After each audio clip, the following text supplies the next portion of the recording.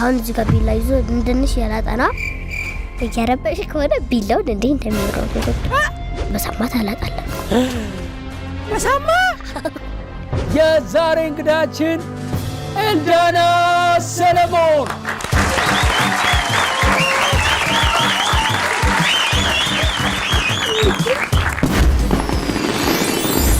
ኤልዳና ማለት ምን ማለት ነው? የእግዚአብሔር ስጦታ ማለት። አሁን ስንት ዓመትሽ ነው? 6 6ቷን ቀብረሽ ነው? ያው ሴቶች እድሜ ላይ ችግር አለባቸው። የናንተ ሰፈር አራዳ ማን ነው? መስኪና አማን። አራዳነታቸው በምን እንደሚታወቀው? አራዳ ማለት አንድ ነገር ስንነግራቸው ደግሞ አይናገሩም ለሰው ሚስጥር አያባክኑ። እቺኛዋ ስሟ ማን ነበር? እቺ መሀል ላይ ያለችው ወደዚህ ትዕግስት። እቺኛዋ አራዳ ነች ወይስ ፋራ ነች? አራዳ። ሚስጥር ትደብቃለች? ለምሳሌ እስቲ የደበቀችልሽ ሚስጥር ምን አለ? እኔ የሆነ ቦታ ደርሼ እመጣለሁ ካልኳት ጫት ነው። የእናንተ ሰፈር አለቃ ማን ነው? ቦስ? የግቢውም የሰፈሩም አለቃ ነኝ። አለቃ ከሆንሽ እኮ አንቺ ሰዎች ሲረብሹ ትቆጣጠሪያለሽ ማለት ነው። በጥፊ ያል ጥፊ ትወጃለሽ ማለት ነው። ትመጪኝ እኔ ታላቅ አይመታ እኮ። እናት ስሟ ማን ነው? በላይነሽ በዛ። በዛ በዛ። አንዳንድ ነገር አሁን ከሰው ጋር ስትር አረዲያ በዛ። አንድ ቀን ምን አጥፍተሽ ነው እንደዛ የተገረፍሽ? ትምህርት ቤት ረብሻለሽ ተብዬ። እሺ ከዛ ረብሻለሽ ሲባል በሳማ ታላጣለህ። በሳማ? በዚህ ዘመን አለ እንዴ ሳማ? አለ። ማን የቀነጠሰው? እህቴ። ጠላት ከሩቃ ያመጣው ምን አረገችሽ? በእናትሽ እቺ የሆነች ልጅ ለራሷ ኬክ ነች ነው። እቺ በሳማ ትመታለች? አሁን ስረብሽ ጥፋቴ አብኖ መመታት ነው። እኔ የምልሽ ግን አንቺ በሳማ የገረፉሽ ቀን ማለት ነው ልብስሽን አስወልቀው ነው ወይስ በልብስሽ ላይ? ቁምጣ ነበር የለበስኩትና ባዶ ቲሸርት።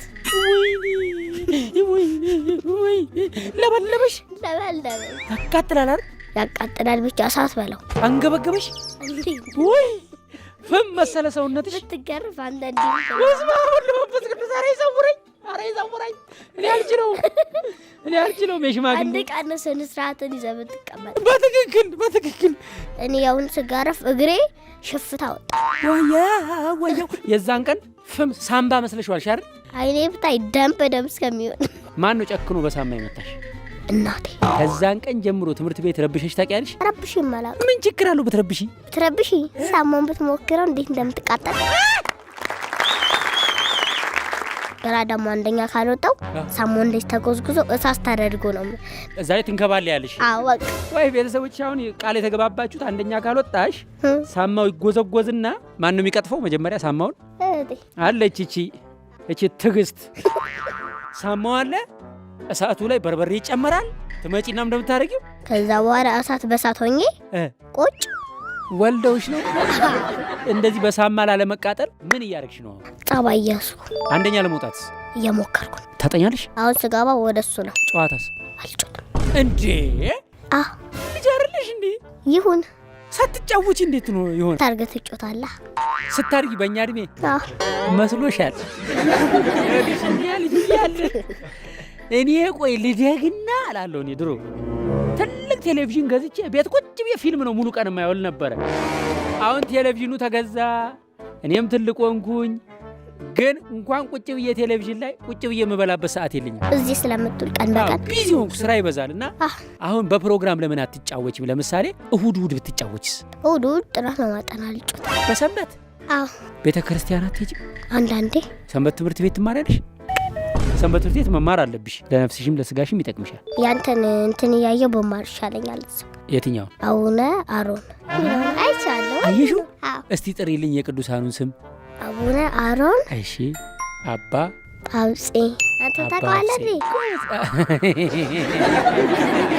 እና እዛ ላይ እየፎገርኩ አባ ሊቃኖስ። እሁድ ለምንድን ነው የማትጫወቺው የሚለውን አልጨረስንም። እና ትዕግስት እሁድ ትጫወታለች አንዳንዴ። ማዘርስ እሁድ አረፍ ይላሉ አይደል? እሷ አንቺ ግን አትጫወቺም እሁድ? እቃ እገዛለሁ፣ አጥባለሁ። ምን እቃ አጥባለሁ? አንቺ? ትዕግስት የት ሄዳ? ትዕግስት ቲቪያን ታያለች። ትዕግስት ቲጂ ጋር ደም ብላ ሪሞቷን ይዛ እሁድ ቀን ቲቪ ስታይ አንቺ ዕቃ ታጥቢያለሽ። ይሄ ግን አሰራር ፍትሃዊ ነው? ምን የሚያክል ዕቃ ብታቅ? አንቺ ግን ትዋሻለሽ። አንቺ እሁድ ቀን እሷ ቴሌቪዥን እያየች አንቺ የት ቦታ ነው ዕቃ ያጠብሽው? ደግሞ እሷ አይደለች ዕቃ የምታጥበው፣ እንጀራ የምትጋግረው፣ ወጥ የምትሰራው፣ ልብስሽን የምታጥበው፣ ራስሽን ገላሽን የምታጥብሽ፣ ፀጉርሽን የምትሰራሽ እማላቅ መሰለሽ? እሷ አንዳንዴ ፀጉሬን አሰራኝ፣ አንዳንዴ እህቴ ናት። ለያችኛው እኮ ትዕግስትን እኮ ነው የምለው። እና ዓለምና ትዕግስት እያሉ ነው አንቺ ቤት ውስጥ ይሄን ሁሉ ስራ እሰራለሁ ብለሽ እንደው ራስሽን በቃ እንደ ባለሙያ እነሱ ዕቃ ሲያጥቡ እኔ አንቺ ቲቪ ታያለሽ። ይኸውልሽ ወደ እውነቱ መጣን ተመልካቾቻችን። አንቺ ዘና ብለሽ ስልክ ታያለሽ። ስልክ ላይ ምንድን ነው የምታዪው? ያንተን ፕሮፋይል። ተባረኪ እኔ እናት። አዎ ተባረኪ። እሁድ በተገደበ ሰዓት የጋሸቱ ማየት ጥሩ ነው። ያው ባርኮዱ አለላችሁ። ልጆቻችሁን በመንፈሳዊ እውቀት ማሳደግ ከፈለጋችሁ የቅዱሳን መላእክት ስም፣ የጻድቃን፣ የሰማዕታት፣ የሥላሴ፣ የማርያምን ስም በውስጣቸው እንዲታተም ይህን ቪዲዮ ጋብዟቸው። በጥንቃቄ በጥራት የተሰራ ነው። ውጭ ሀገር ያላችሁ የጋሸቱ ቻናል ሜምበር ብትሆኑና ብታግዙን ደግሞ ብዙ አዳዲስ ቪዲዮ እናመርታለን ማለት ነው። እና አመሰግናለን። እንጀራ ከጎረቤት ተበድራችሁ ታውቃላችሁ? አናውቅም። ተበደሩ እንጂ ምን ነው? አይ እንደዚህ ያርጋችሁ ጥሩ አይደለም እንዴ? ምን ኢትዮጵያ አይደላችሁም እንዴ? እና ታዲያ ማን ነው ሳይበደር ያደገ ብለን ወተን ገዝተን ራሳችን። ለምን ጸገዬ እናቴ እንዳለችሽ 2 እንጀራ ላኪልኝ ሳሰፋ መልሳለሁ ብላለች ብለሽ ብትወስጂ ምን ችግር አለ? አይሆንም። እንጀራ መበደር ልስጣችሁ ራሱ ሲሉን አንፈልግም ነው የምንለው። ለምን? እንጀራ እየፈለጋችሁ ለምንድን ነው አልፈልግም የምትሉት? ራሳችን እንሰራለን እንዴ። ጎረቤት እንኳን እንጀራ ሰው ለማያውቀው ሰው ደም ይለግሴል እንዴ? በጣም እውነት ውስጥ ይነካ ነው። ግን እንዴ ብሬን ነው እንጀራ ከኛ ማንም ሳይወስድ። አሁን እኔ እናንተ ጎረቤት በሆን አንኳኩቼ መጥቼ ኤልድዬ ኤልዱ አንድ እንጀራ ስጭኝ ሳሰፋ መልሳለሁ ብል ትሰጭኛለሽ? ለጎረቤት ከእናንተ ቤት ቀጥሎ የሚኖረው የምትወዱት ሰውዬ የለም? ምን ነው አስባልኩሽ። ጎረቤታችሁ ማን ነው ስማቸው? ጠጊቱ። እሺ። ባዬ። አዎ። እሺ። ደሜ። አሁን ደሜና ባዬና ደጊቱ እናንተ ቤት መተው አያውቁም? እናንተ ቤት መተው አያውቁም? መተው አያውቁም። አይመጡም። ለምን ተጣልታችኋል? እና ባንጣላም አይመጡም። አረ ይሄ ነገር ማዘር ምንድነው? እስቲ ማዘር ጋና ካሜራ አምጣልኝ እስቲ። አንድ ግቢ ነው የምንኖሩት ወይ? ተከራይ ናቸው የእናንተ? ተከራይ። ታዲያ ቆይ አሁን እንጀራ ቢዋዋስ ምን ችግር አለው? ማየ አሁን ጊዜ እንጀራ የሚበዳደር ጎረቤት አለ? የለም። በልብ የሚገናኝ የለ አይደለም እንጀራ። እውነት ጊዜው ቆይ አሁን እነሱ ሲያልቅባቸው እንጀራ ስጡን ብለው አይመጡም? ሱቅ ነው እንጂ ሄደው ማን እንጀራ ይበደራል? የትም ቦታ ድሮ ነው። ማህበራዊ ህይወት የለም። አሁን ለበዓል መምጣት። በበዓልማ ግድ ነው። ስንት ዓመት ኖሩ እርሶ ግቢ? 7 ዓመት 8 ዓመት ይኖራሉ። እሺ አሁን ከነዚህ ሰዎች ጋር ገመና አትተዋወቁም? ለችግር ጊዜ ድሮ ጎረቤት ነበሩት እንደዚህ? እስቲ ለምሳሌ ያጫውቱኝ። መሰረት የምትባል ጓደኛዬ ነበረች። ጎረቤትም ናት ጓደኛዬ ናት። እሺ በቃ ማታ ነው የምንለያየው። ወንዶች ሁሉም ስራ ይሄዳሉ። ቁጭ ብለን እንደ ሀገራችን ቁጭ ብለን ስፌት እንሰፋለን። እዛው እንበላለን፣ እዛው ልጆቹን እናበላለን። በቃ ማንኛውም እንጀራም እኔ ካለቀብኝ ከሷ ጋር እሷ እኮ እንደዛ ነው የምናደርገው። በዚህ አጋጣሚ መልእክት ቢያስተላልፉ እስቲ ማየ። ማህበራዊ ኑሮ በጣም ደስ ይላል። ጎረቤት ማለት የልብ ሰው ሁሉ ጎረቤት ሳይሆን ያንጀት አለ ያንገት አለ ጎረቤት። በችግር ጊዜ ገበና ሳይወጣ ጓዳን የሚሸፍን፣ መከራ ቢመጣ ጓዳን የሚሸፍን፣ ሚስጥር የማያወጣ። አሁን ግን ምንድነው በአንገት ሆነ፣ ከአንገት በላይ በጥርስ እግዚአብሔር ብሎ ሁሉን ሀገራችንን ሰላም አድርጎ የድሮ ፍቅራችን መልሶ እንድሮ ግልጽ ሆነንና ማህበራዊ ውሎ ላይ አንድና ቢመጣ ምኞቴ ነው። ያንቺን አልኩ እንጂ እኔም ራሴ አሁን ሳስበው ለካ እኛም ከጎረቤታችን እንጀራ እንወስድ። ጉርብትና የሚባለው ትልቁ ከሩቅ ዘመድ የቅርብ ጎረቤት ተብሎ የተተረተለትን ትልቁን ባህላችንን መልሰን ለማምጣት በእውነት ሁላችንም መስራት አለብን ማለት ፈልጋለሁ። ከልብ አመሰግናለሁ። በቅርቡ የኤአይ ስልጠና ልንጀምር እንደሆነ ቃል ገብተናል። በተለይ ኮምፒውተር ላይ የምትሰሩ ሰዎች በቅርቡ እንደምትተኩ እያወቃችሁ ዝም ካላችሁ ሞኝነት ነው። አሁን ነቅታችሁ እንዴት አይነት ታምር መስራት እንደምትችሉ ማወቅ ከፈለጋችሁ ኑ ኤአይ መልስ እንዲሰጣችሁ እንዲታዘዛችሁ ማድረግ ይቻላል። ተመርቃችሁ ስራ ያዛችሁ ወጣቶች ወይም ገና ዩኒቨርሲቲ ለመሄድ የምትዘጋጁ በፐርሰናሊቲ ቴስት ወደፊት ዩኒቨርሲቲ ገብታችሁ ምን መማር እንዳለባችሁ ኤአዩ ለራሳችሁ ይነግራችኋል። መሪዎች ካላችሁ ሰራተኞቻችሁ የሚያቀርቡላችሁን ሪፖርት በሰከንዶች ውስጥ ተንትኖ ምን ክፍተት እንዳለበት የሚጠቁመውን የኤአይ አሰራርም በደንብ እናያለን። በተለይ ደግሞ ለኮንተንት ክሬተሮች ለቲክቶክ፣ ለዩቲዩብ ምን አይነት አሜዚንግ የዩቲዩብ ቪዲዮ መስራት እንዳለባችሁ ስክሪፕት ጽፎላችሁ ሃሽታጉን፣ ተምኔሉን፣ የቪዲዮ ርዕስ ታይትል አውጥቶላችሁ በኋላ ቪዲዮ ከተቀረጸ በኋላ ደግሞ ኤዲት ስታደርጉ ምን መቁረጥ እንዳለባችሁና ምን መቁረጥ እንደሌለባችሁ ኤአዩ እንዴት እንዲሰራላችሁ ማድረግ እንደምትችሉ የሚያስደንቅ ስልጠና አዘጋጅተናል። ዶንኪ ቲዩብም ኤአይን ተጠቅሞ ቻናሉን ካዘመነ ከዓመት በላይ ሆኖታል። በጣም ብዙ ተአምር እየተሰራበት ነው ያለው በእኛ ዘንድ። እናንተም ጋር መጥቶ ተአምር እንዲሰራላችሁ የ2 ቀን የግማሽ ቀን ስልጠና ነው። ይህንን ስልጠና ስትወስዱ ታዲያ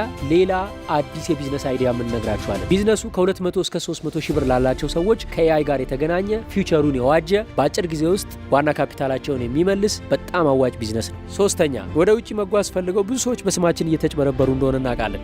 ስልጠናው ለሚመጡ ደንበኞቻችን ወደ ውጭ መጓዝ ከፈለጉ ትክክለኛውን የጉዞ ኤጀንሲ ዊሊ ኢትዮጵያ ቱር ኤንድ ትራቭልን በቦታው ራሱን የድርጅቱን ዋና ስራ አስኪያጅ ጠርተን ስለ ጉዞ ማብራሪያ እንዲሰጥ የጉዞ ፕሮሰስ ለመጀመር ብቁ የሆናችሁና መጀመር የምትፈልጉ ሰዎች ደግሞ እዛው ፕሮሰሱን እንድትጀምሩ በአካል ከሱ ጋር የምትገናኙበትም መድረክ ነው። ስልጠናው እጅግ በጣም በተመጣጣኝ ዋጋ የሚሰጥ ነው። የት እንደሚካሄድና መቼ እንደሚጀመር ማወቅ ከፈለጋችሁ በ0975516360 ደውላችሁ ካሁኑ ቡክ ማድረግ እንዳትረሱ። እቤት የሆነ የሰበርሽው ዕቃ ነበር አይደል? ማለት ምን ማለት አለው? ዕቃ ሰብረሽ ነበር?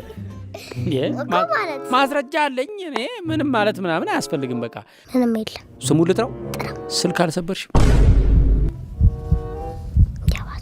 ያ መረጃ አለን እያንዳንዷን ነገር ማለት ነው። አልሰበርኩም። የማየን ስልክ አልሰበርሽባትም? ውሃ ውስጥ ገብቶብኝ ነው እንጂ አልሰበርኩም። በጣም የምትፈሪው ሰው ማን እንደሆነ አውቃለሁ። ማን ነው? አቢ ወንድምሽ? ወንድምሽን ለምን እንደምትፈሪው? እንዴት እንደሚማታበት። እንዴት ነው የሚማታው? አሁን እዚህ ጋር ቢላ ይዞ እንደንሽ ያላጠና እየረበሽ ከሆነ ቢላውን እንዴት እንደሚሄዱ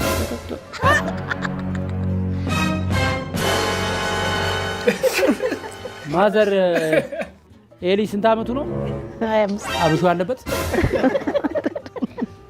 ስለሚናደድ ነው። እንዴ ቢናደድስ? እሷን አይመጣም እኮ ቢላ ይወረውራል እንዴ? ስነ ስርዓት ያዝበሉት። እንዳትናገር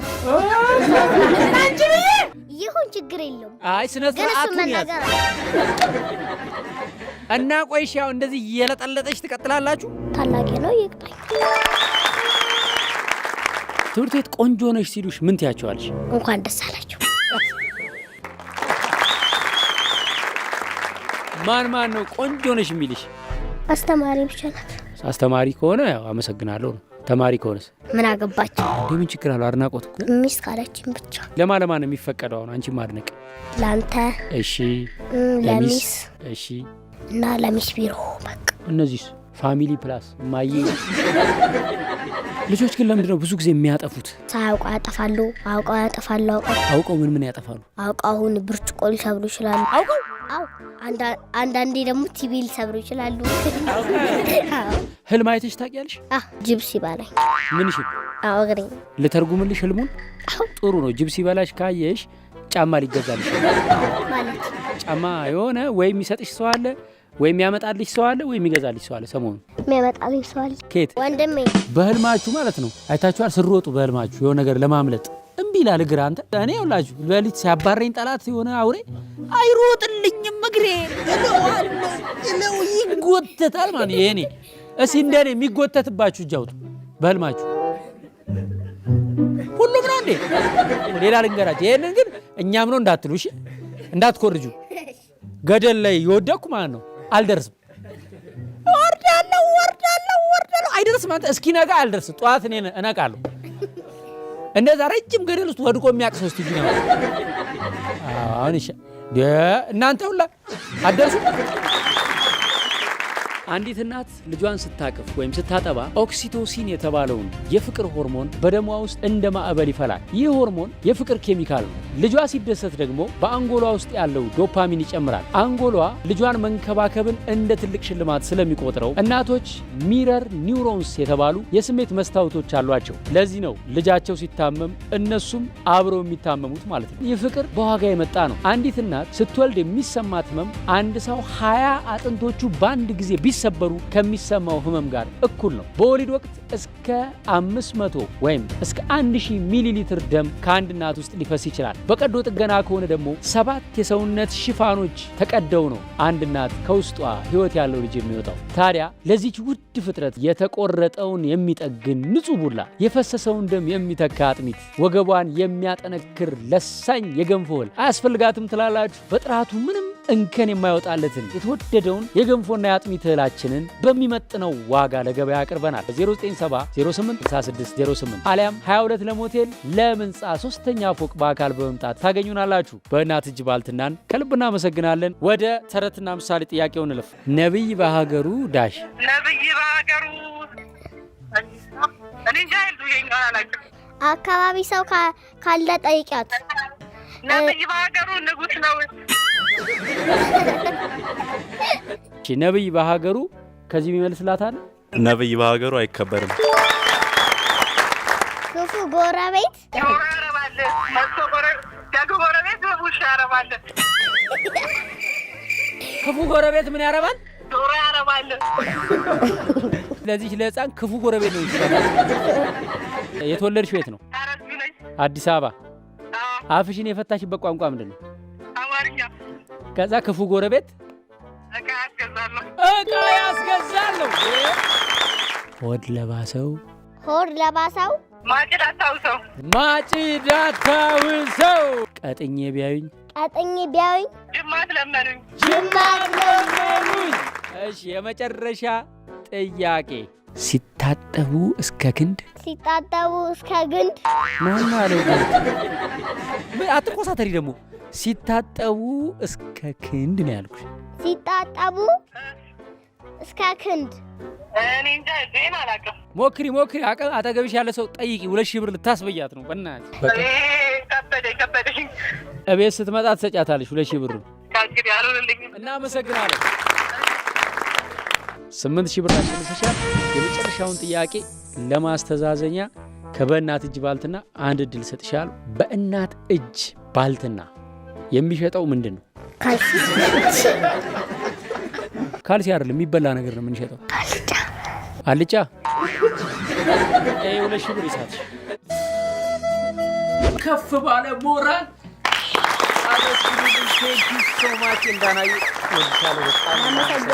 አንዲት እናት ልዩ ፍላጎት ያለው መንቀሳቀስ የማይችል በአንደበቱ ስሜቱን የማይናገር ከባድ ህመም ያለው ልጅ ሲገጥማት ስራ አቁማ ቤቱ ላስታስታምም፣ ምናልባትም የትዳር አጋሯ ደግሞ ጥሏት ሲሄድ ጉዳቱ የሁላችንም ነው። እነዚህ እናቶች በራቸውን ዘግተው ለዓመታት አልቅሰዋል፣ አንብተዋል። መቼ ነው የምታየን ብለው ለሱ ጥያቄ አቅርበዋል። ዛሬ ያ ጊዜ የደረሰ ይመስላል። ለእነዚህ እናቶች ተብሎ በሚቋቋመው ልዩ መንደር መጥተው ስልጠና ወስደው አርፈው ሰው መሆናቸው ተሰምቷቸው መቋቋሚያ ካፒታል ይዘው ወደ ቀያቸው ሄደው እየሰሩ ልጆቻቸውን እንዲያሳድጉ ትልቅ ሀሳብ ነድፈን ተግባር ጀምረናል። 70 ሺህ በሚሆነው የገጠሩ መሬት ላይ ለአካባቢው ማህበረሰብ መንገድና ውሃ ሰርተን እንዲሁም የእነዚህ እናቶች ማሰልጠኛ ተቋም ገንብተን በኢትዮጵያ ምናልባትም የመጀመሪያው የሆነውን የማይንቀሳቀሱ ልጆች ያላቸው እናቶች የእንክብካቤና የስልጠና ማዕከል እነሆ ለመጽደቅ የሚል ስም ሰጥተነው እግዚአብሔር እንድንጸድቅበት ይፈቅድልን ዘንድ እየተማጸንን ስራ ጀምረናል። ከ9 ኪሎ ሜትር በላይ መንገድ ተጠርጎ አሁን መንገዱ ላይ ሰሌክትና የተመረቱትን ማቴሪያሎች እየደፉ ማደላደል ስራ ልንጀምር በዝግጅት ላይ ነን። በ0941 587777 ደውሉና አግዙን። በኢትዮጵያ ንግድ ባንክ 1071976338 ወይም በአቢሲኒያ ባንክ 2421 ላይ ያቅማችሁን ደግፉን። የእናቶች እንባ ሲታበስ በምድር በሰጣችሁ ስጦታ በሰማይ ቤታችሁ ሲሰራ እነሆ ባይናችሁ ታያላችሁ።